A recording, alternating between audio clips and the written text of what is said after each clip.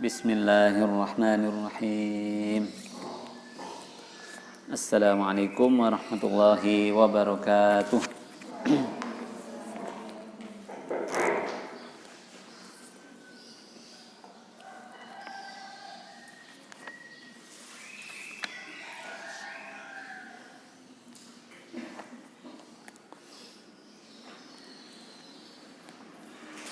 Alhamdulillahi rabbil alamin wa bihi nasta'inu ala umurid dunya waddin. Wassalatu wassalamu ala asyrafil anbiya'i wa sayyidil mursalin sayyidina wa mulana wa habibina Muhammad wa ala alihi wa ashabihi ajma'in. ومن سار على نهجه والتابعين إلى يوم الدين وبعد رب اشرح لي صدري ويسر لي أمري واحلل عقدة من لساني يفقه قولي اللهم فقهنا في الدين وعلمنا التأويل.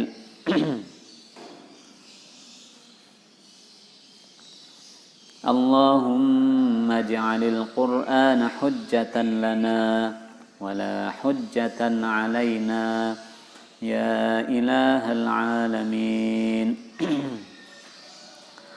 Halaman 132. Halaman berapa kalau kitab yang hijau? Halaman berapa, Mas? 161. Halaman 161. Faslun 160. Oh, halaman 61. Halaman 61. Hukmu tafsirihi. Ya, sekarang kita di situ. Kemarin terakhir sebenarnya udah nyampe situ. Karena ini direkam videonya kepotong ya Mas Afif ya. Jadi harus diulang karena biar terekam kembali. Ini jangan-jangan nanti enggak masuk suaranya. Masuk enggak? Mau dicek dulu enggak? Atau enggak usah? Itu nancapkannya sudah pas? Sudah ke dalam? Sudah ya?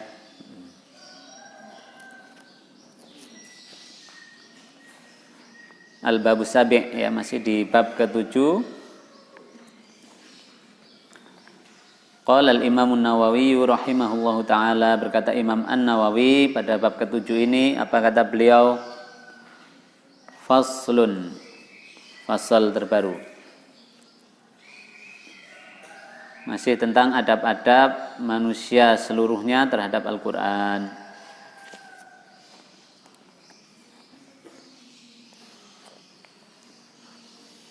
Faslun wa yahrumu. Ini langsung nih Imam An-Nawawi ini membahas tentang hukum menafsirkan Al-Qur'an. Wa yahrumu tafsiruhu bi ghairi ilmin. Wa yahrumu, dan haram, tafsiruhu bi ghairi ilmin, menafsirkan Al-Qur'an tanpa ilmu. Tidak punya ilmunya tapi mencoba menafsirkannya, haram hukumnya. Wal kalamu fi ma'anihi, juga haram berbicara tentang dalil-dalil dalam Al-Qur'an, fi ma'anihi, tentang makna-maknanya.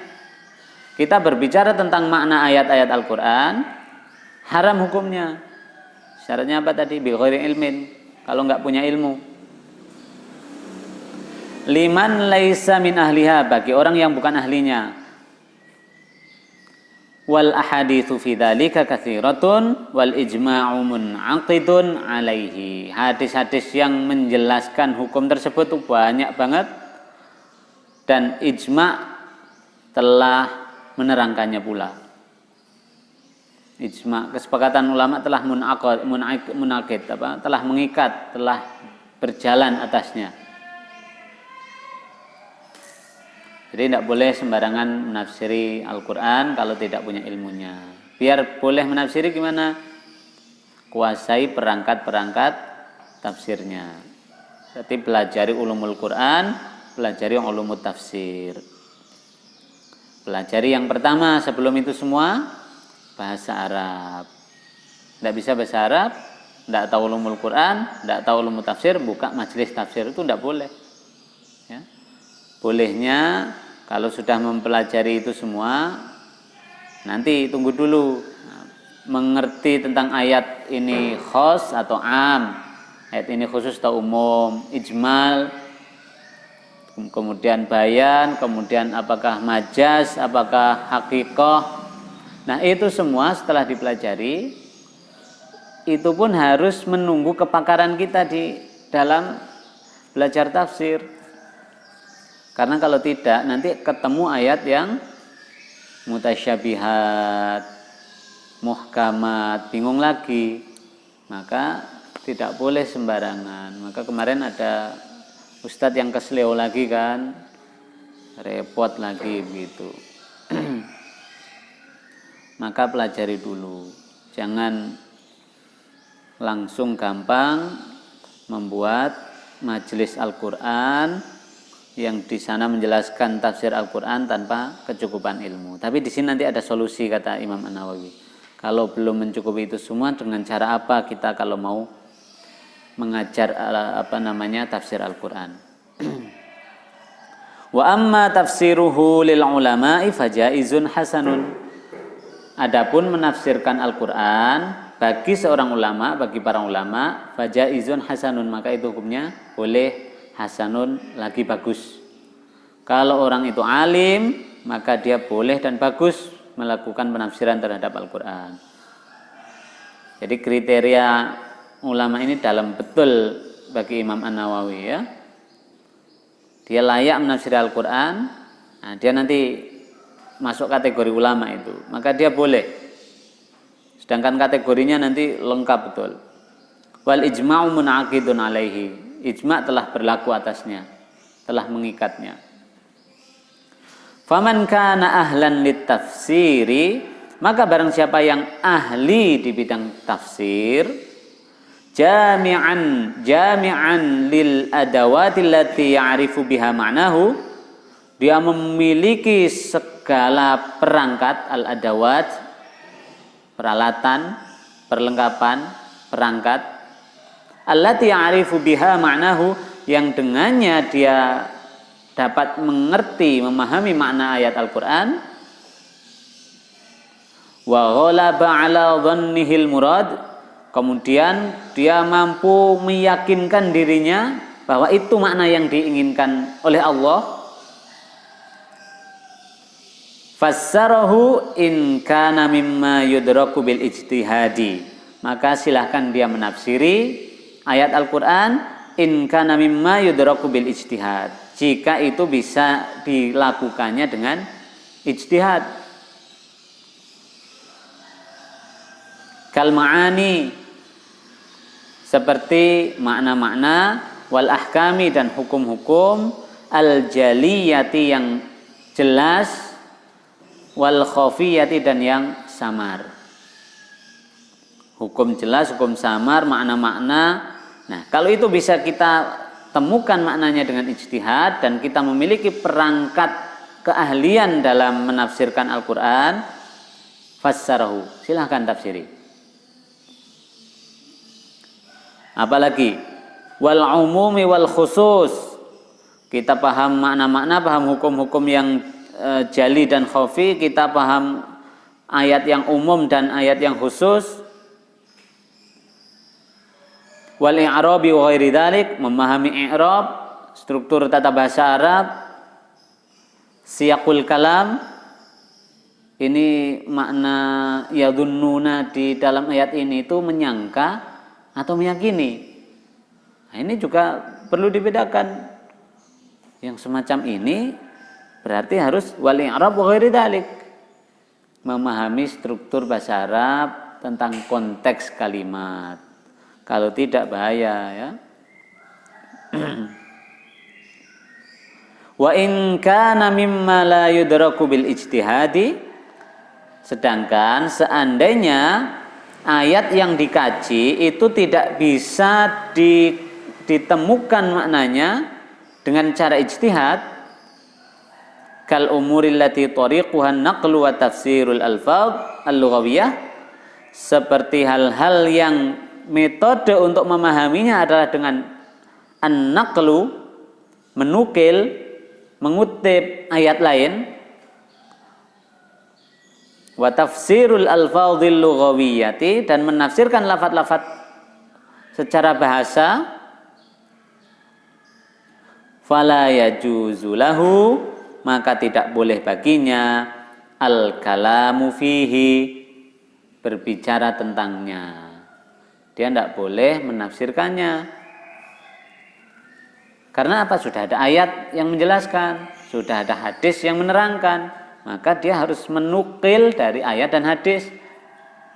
Jadi tafsirul ayah bil ayah, tafsirul ayah bis sunnah, bil hadis. Ya. Yang semacam itu karena tidak boleh kecuali dengan menukil, maka kalau kita tidak mampu melakukan penafsiran, maka kita boleh dengan cara illa binaqlin sahihin, kecuali dengan cara menukil yang benar, min jihatil mu'tamadina min ahlihi, dari para ulama yang mu'tamad, terpercaya, yang pakar, min ahlihi, di bidangnya. Ya. Karena ulama-ulama tafsir. Jadi kalau kita tidak mampu menafsirkannya, maka kita boleh mengambil dengan penafsiran para ulama yang sudah mu'tamadina min ahli, pakar di dalamnya, menukil secara sahih dari kajian mereka. Wa amma man kana laisa min ahlihi, adapun orang yang tidak punya keahlian untuk menafsiri Al-Qur'an, likaunihi ghaira jami'in li adawatihi, karena dia tidak mumpuni memiliki perangkat-perangkatnya. Orang yang tidak mumpuni, tidak memiliki perangkat-perangkatnya, maka apa hukumnya kata Imam An-Nawawi? Faharamun alaihi tafsiru, maka haram baginya menafsirkan Al-Qur'an. Lakin, tetapi, lahu an yanqula, tapi dia boleh menukil at-tafsira, penafsiran, anil mu'tamadina min ahlihi, dari orang yang sudah mu'tamad, dia pakar di bidang tafsir. Berarti kita harus mengambil dari ulama-ulama ahli tafsir. Contohnya apa? Tafsir Qurtubi, tafsir Ibnu Katsir, tafsir Jalalain, tafsir Ar-Razi, tafsir Az-Zamakhsyari, semuanya kita ambil tafsir-tafsir mereka yang sudah pakar di sana. Maka di kita nggak ada tafsir permataku begitu, ya. Pasti ngawur nanti begitu. Kelasnya kita itu kelasnya adalah mengkaji tafsirnya ahli tafsir, bukan melahirkan tafsir baru. Dan rata-rata ulama sekarang ketika membuat buku tafsir, dia mereferensi dari banyak kitab tafsir sebagai induk untuk dijadikan satu gabungan menurut pendapat dia yang dia sepakati dari para ulama itu. Rata-rata begitu. Nah, kalau orang Indonesia yang ingin mempelajari tafsir Al-Quran, mengerti makna mendalam dari Al-Quran, tapi malas membaca terjemah atau malas mengkaji secara mendalam dengan bahasa Arab, maka saya sarankan pakai tafsir Buya Hamka. Itu tafsir Buya Hamka kan tafsir yang sejak ditulis saja langsung sudah bahasa Indonesia, walaupun Melayunya kental banget ya. Kalian kalau membaca karya-karya Buya Hamka itu kan masih harus mikir dua kali ya. Satu, memahami maksud, dua, memahami bahasa Melayunya. Buya Hamka itu bahasa Melayunya sangat kental ya. Itu tentang tafsir. Maka kalau sudah seperti ini, ya kita hati-hati, tidak gampang membuka majelis tafsir. Ya tidak gampang. Apalagi merekrut banyak jamaah untuk ngaji di tafsir kita gitu. Tidak boleh kalau belum cukup bekalnya. Tsummal mufassiruna bi ra'yihim. Nah, kemudian Imam An-Nawawi membagi kategori para mufassir. Tsummal mufassiruna bi ra'yihim min ghairi dalilin sahihin aqsamun. Kemudian orang yang menafsiri Al-Qur'an dengan ra'yi mereka, dengan pikiran pendapat mereka, min ghairi dalilin sahihin aqsamun, yang tidak menggunakan dalil yang sahih, ada beberapa macam. Tadi kan kategori pertama tafsir bil ma'tsur ya, menafsirkan Al-Qur'an dengan Al-Qur'an, menafsirkan Al-Qur'an dengan hadis, begitu, dengan sunnah. Yang seperti itu sudah jelas kebolehannya dan memang seperti itulah harusnya menafsiri. Aslinya kan begitu yang pertama. Nah, kemudian yang kedua ini menafsirkan Al-Qur'an bir-ra'yi, berarti tafsir bir-ra'yi, menafsirkan Al-Qur'an dengan pendapat atau dengan kajian pribadi. Nah, yang seperti ini kalau tidak menggunakan dalil sahih, maka ada beberapa pembagian. Saya cek ya, 1, 2, 3, ada 3. Yang pertama, orang yang menafsiri Al-Qur'an tanpa dengan dalil ada 3 jenis. Yang pertama, minhum. Di antara mereka man yahtaju. Kalau yahtaju dari ihtaja, yahtaju dari kata hajat, artinya orang yang butuh. Tapi kalau jimnya di situ di tasydid, yahtaju itu dari kata hujjah. Berarti man yahtaju, orang yang berhujjah, berargumen. Di antara mereka man yahtaju bi ayatin, orang yang berhujjah dengan satu ayat, ala tashihi madhabihi wa taqwiyati khotirihi. Dia menafsiri ayat, berhujjah dengan satu ayat, ia jelaskan, tapi tujuannya ala tashihi madhabihi wa taqwiyati khotirihi. Tujuannya untuk membenarkan pendapatnya dan menguatkan pemikirannya. Ma'a annahu la yaghlibu ala dhannihi anna dzalika huwal muradu bil ayah. Padahal dia tahu bahwa itu bukan makna yang diinginkan oleh ayat. Makna yang diinginkan oleh maksud ayat. Dia tahu dia salah dengan penafsiran itu, tidak yakin bahwa itu yang dimaksud, tapi dia sengaja melakukan penafsiran itu tujuannya untuk membenarkan argumennya. Penting menang gitu. Penting menurut saya begini, orang-orang harus ikut. Hanya untuk menguatkan pemikirannya saja. Wa inna ma yaqsudu, dan yang ia inginkan malah sesungguhnya adzuhura ala khosmihi, untuk memenangkan argumen perdebatannya. Ketika dia bertarung argumen, penting dia menang gitu. Ketika adu dalil, penting dia yang kelihatan menang gitu. Padahal itu bukan maksudnya. Nah, yang pertama ini adalah jenis tafsir yang bir-ra'yi yang pertama. Kemudian yang kedua, atau kita contohkan ya, contohnya apa? Contohnya ada ayat di surat An-Naba ayat terakhir itu gimana bunyinya? Ayat terakhir itu yang yaqulul kafiru ya laitani kuntu turaba. Sehingga nanti orang kafir berkata, ya laitani kuntu turaba, mending nek tahu di akhirat kayak gini penyesalanku, aku dulu debu saja, aku dulu jadi debu saja, ndak usah jadi manusia. Ternyata jadi manusia tapi kafir itu dampak akhiratnya ambiar begitu. Nah, yang seperti ini penyesalan. Kok kita kemudian menjelaskan bahwa nanti kalian-kalian ini orang-orang muslim yang disampaikan seperti itu tidak pas, karena itu ayat untuk orang kafir.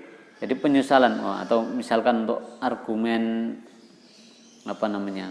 milih presiden, gini contohnya, makanya kalian karena kalian ngeyel disuruh jangan milih nomor 3 kok malah tetap milih nomor 3, maka kalian akan menyesal nanti di akhirat. Ya, dampaknya yaqulul kafiru ya laitani kuntu turaba. Kalian nyesal dulu saya jadi debu saja. Ini kan tidak pas sebenarnya. Dipaksa biar menang argumennya. Nah, yang seperti ini tidak boleh, haram. Ya. Yang kedua, wa minhum, di antara mereka man yaqsudud du'a ila khairin. Orang yang tujuannya ad-du'a ila khair, mengajak kebaikan.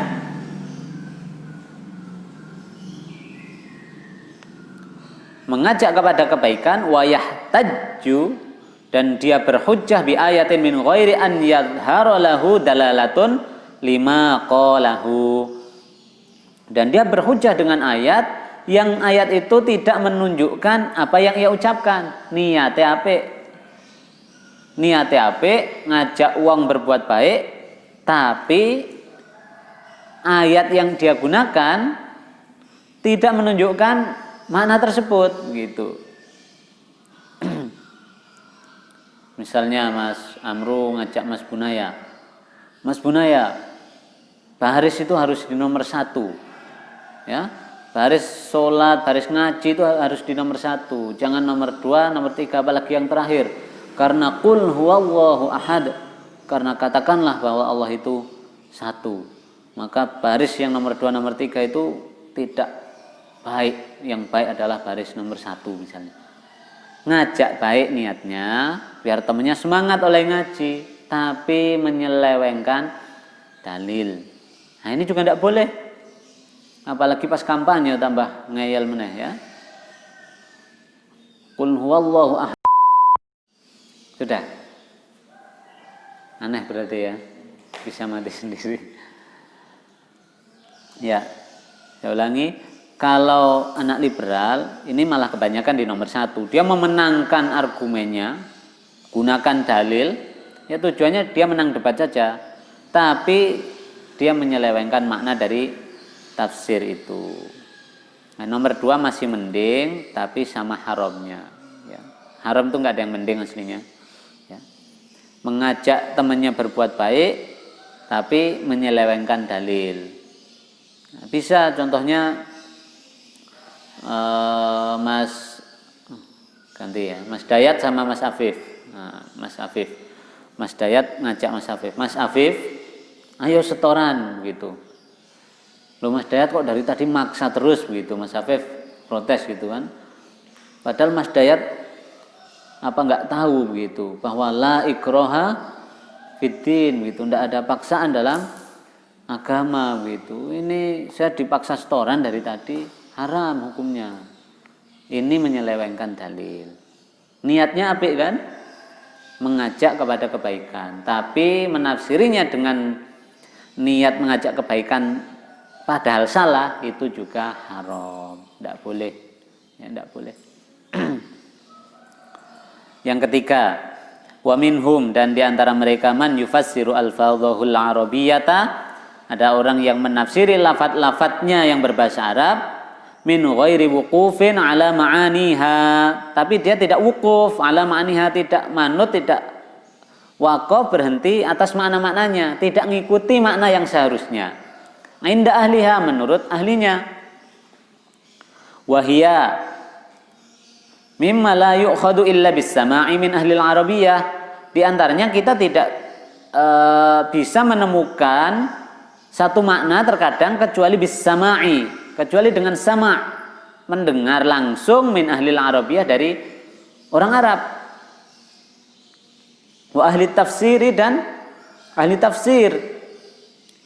Kabayani ma'nal lafdhati wa i'rabiha, seperti menjelaskan makna satu lafaz dan i'rabnya. Contohnya apa contohnya? Di surat Yusuf, waja'at sayyaratun fa arsalu waridahum. Contohnya ya, fa adla talwahu. Waja'at sayyaratun, dan telah datang apa itu? Sayyarah. Kamu tahu sayyarah? Apa Mas artinya sayyarah? Mobil begitu. Dan kisah Nabi Yusuf menjelaskan, dan datanglah mobil. Coba bagaimana ini?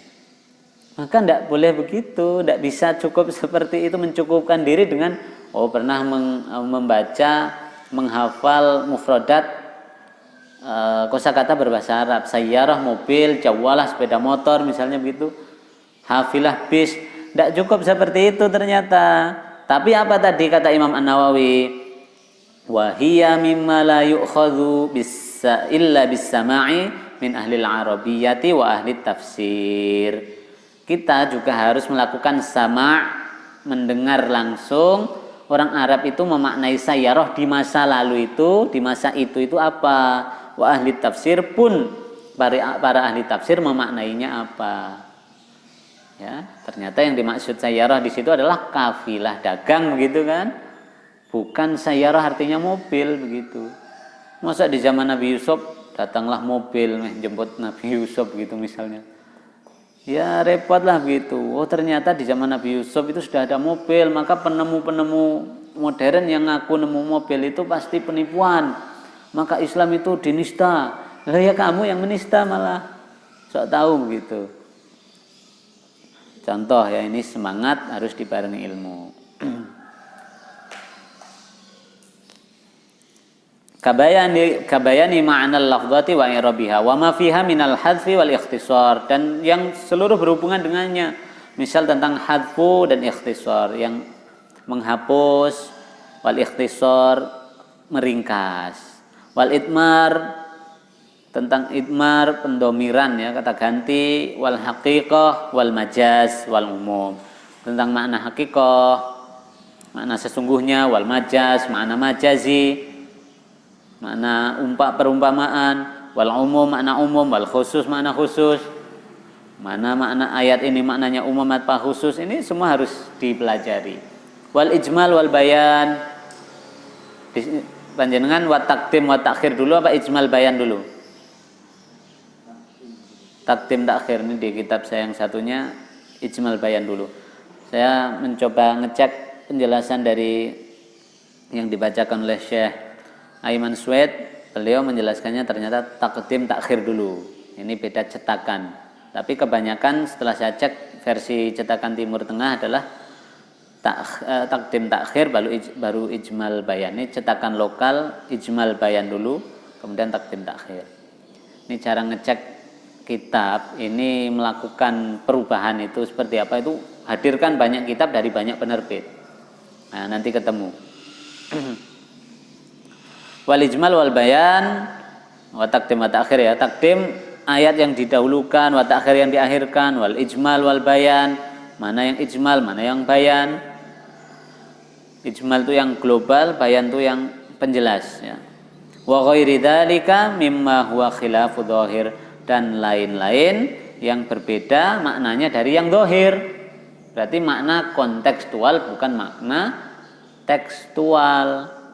Nah, itu juga penting gitu. Berarti pakai bahasa Arab saja itu tidak cukup. Ternyata harus memahami dari sisi balaghahnya. Wala yakfi ma'adalika, dan tidak cukup dalam hal itu ma'rifatul arabiyyati wahdaha, sekedar pinter bahasa Arab. Untuk bisa menafsiri Al-Quran ternyata tidak cukup hanya pinter bahasa Arab ya. Apalagi orang pinter bahasa Arab. Lawang pinter bahasa Arab saja tidak cukup. Condong kalian malah bully ya, kamu jurusan bahasa Arab juga tidak cukup untuk menafsir Al-Quran gitu. Nggak boleh. Lawang yang pinter bahasa Arab saja tidak cukup, apalagi yang enggak gitu. Maka kita harus semangat terus. Banyak yang harus kita kejar ternyata. Standar-standar minimal penghafal Quran itu harus mempelajari bahasa Arab. Penghafal Quran kok mencukupkan diri dengan hafalan Qurannya, itu nanti ada masalah gitu. Ya, dia kalau mengambil sanad riwayat Quran, ada yang tidak mungkin, ya. Sanad riwayatnya ada yang tidak afdol, tingkatnya rendah begitu. Karena apa? Syarat untuk memahami di sana terputus begitu. Misal kalian mengambil sanad Jazariyah, ngapalin saja matanya tapi nggak paham maksudnya begitu. Repot juga begitu. Karena nggak ada hubungannya antara sanad dengan keilmuan seseorang. Kalian ngaji sama saya selesai ini, berarti kalian sudah bersanad ngajinya At-Tibyan fi Adab Hamalatil Quran ini dengan saya, dan saya dengan guru saya. Tidak usah saya beri tanda tangan ijazah pun, namanya kalian sudah bersanad ini dengan saya. Tapi apakah kalian kemudian bisa menjelaskan seperti yang saya jelaskan? Ini faktor lain gitu. Sanad tuh nggak ada hubungannya dengan keilmuan seseorang. Sanad ya pernah ngaji aja. Nawaf karena sering ngaji sama saya, sanadnya Nawaf tentu lebih banyak daripada sanad kalian gitu misalnya. Itu masalah teknis banget sanad itu. Maka orang yang gampang membanggakan sanad itu penyakit gitu. Ya, penyakit. Cuma sanad keilmuan perlu dijaga, dirawat itu untuk menjaga keotentikan ilmu itu. Maka perlu dijaga, bukan berarti tidak penting. Ya, perlu. Ya, kalian nanti selesai hafalan, misal memutkinkan hafalan, kemudian mengambil sanad, itu bagus. Ya, bagus. Dan itu warisan ulama-ulama kita terdahulu. Dan itu memang Rasulullah kepada sahabat melakukannya begitu.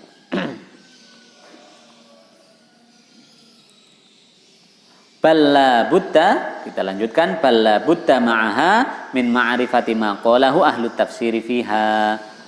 Nah, tapi kita harus di dalam saya ulangi ya. Balla Buddha ma'aha min ma'rifati ma qalahu ahlu tafsiri fiha. Meskipun kita saya ulangi tata bahasane ben was. Tapi dengan bahasa Arab itu kita perlu juga untuk memahami, mengetahui maqalahu ahlu tafsiri fiha, apa kata para ahlu tafsir tentang ayat-ayat tersebut. Jangan mencukupkan diri dengan bahasa Arab, tapi cek, kita kaji seperti apa penjelasan ahlu tafsir terhadap ayat-ayat tersebut. Faqad yakununa mujtami'ina ala tarkil zahir. Terkadang mereka para ahli tafsir sudah berkumpul bersepakat untuk meninggalkan az-zahir, ayat yang nampak tekstual, aw ala iradatil khusus, atau mereka sudah menjelaskan makna yang khusus yang diinginkan, awil idmar wa ghairi dzalika, atau kata ganti dhamir yang diinginkan di sana, wa ghairi dzalik, dan lain-lain. Ini penting kita kaji di sana. Ya. Karena kalau kita ditanya, coba carikan hadis atau ayat Al-Quran yang menyatakan haramnya mengkonsumsi narkoba atau pil ekstasi begitu. Kita disuruh nyari di Al-Quran, di hadis yang secara zahir menyatakan itu, pasti tidak nemu begitu. Apakah lantas berarti barang tersebut tidak haram? Tunggu dulu kan begitu. Nah, dari mana kita bisa menemukan kesimpulan hukum tunggu dulu dan kemudian kita menyimpulkan bahwa narkoba itu haram? Nah, disitulah tugas kita kemudian mengkaji, berguru dengan para ulama. Di situ kemudian kita dapatkan metodenya. Mimma huwa khilafu dhahir, yang mana dia adalah berbeda dari tekstualnya, dari yang zahir yang nampak. Wa kama idza kana lafdhu mushtarakan baina ma'anin. Dan sebagaimana juga ketika ada lafaz itu mushtarak, punya makna lebih dari satu. Baina ma'anin, di antara makna-makna. Fi ma'anin atau baina ma'anin? Fi. Saya dengar yang dari Syekh Aiman Swed fi, tapi di kitab saya yang cetakan lokal ini baina. Ya. Pakai fi saja. Mushtarakan fi ma'anin. Yang memiliki banyak makna ternyata. Ada satu kata punya banyak arti. Kayak bunga di Indonesia, kemudian bisa dalam bahasa Indonesia misalnya. Ada bunga artinya bunga bank, ada bunga artinya bunga yang kita petik, ada bunga artinya bunga desa begitu. Maknanya banyak begitu. Ada bisa artinya mampu, ada bisa artinya dapat, ada bisa artinya racun, ular yang berbisa misalnya. Ada mushtarak makna seperti itu, maka kita perlu mengkaji ilmunya. Maka tadi saya sampaikan misalnya ketika di surat Al-Baqarah illal khasyi'un, kecuali orang-orang khusyuk, ternyata Allah menjelaskannya alladzina yadhunnuna annahum mulaqu rabbihim wa annahum ilaihi raji'un, yaitu orang-orang alladzina yadhunnu. Dhanna yadhunnu artinya menyangka, mengira. Ternyata dhanna itu terkadang diartikan ya'taqidu, yakin begitu. Aiqona, yakin. Nah, kalau dimaknai menyangka itu ayat itu bahaya begitu. Orang khusyuk itu adalah orang-orang yang menyangka akan bertemu Tuhannya dan dia menyangka bahwa akan kembali kepada Tuhannya. Nah, itu bahaya, musytarak makna di situ. Maka butuh di situ mengkaji dan mengaji. Fa'alima fi maudhi'in, maka kemudian dia mengetahui dalam satu tema tertentu annal murada ihdal ma'ani, bahwa yang diinginkan adalah salah satu maknanya. Tsumma fassara kullama ja'a bihi, soalnya kalau tidak seperti itu kemudian dia fassara kullama ja'a bihi, apapun yang datang dari ayat-ayat itu punya makna, dimaknai gitu-gitu saja, fahadha kulluhu, maka ini semua tafsirun birra'yi, adalah tafsir birra'yi, pakai pendapat pikiran kita. Dan apa kata Imam An-Nawawi terkait tafsir birra'yi? Wa huwa haramun, itu hukumnya haram. Wallahu a'lam. Allahu a'lam. Nah, demikian ya, kecuali tadi sudah di awal dijelaskan oleh Imam An-Nawawi, yang boleh itu kalau tidak ada ayat ataupun sunnah yang menjelaskan, kemudian dengan segala perangkat keilmuannya dia melakukan qiyas misalnya, kemudian dia melakukan pengkajian dan dia membuat ijtihad hukum, ijtihad makna, yang kemudian karena kapasitasnya itu dia diperbolehkan. Tapi bagi orang yang tidak punya kapasitas di sana, dari awal Imam An-Nawawi sudah mengatakan haramun karena dia bi ghairi ilmin, tidak memiliki kecukupan ilmu. Jelas ya? Alhamdulillahirabbil alamin. Sampai sini dulu.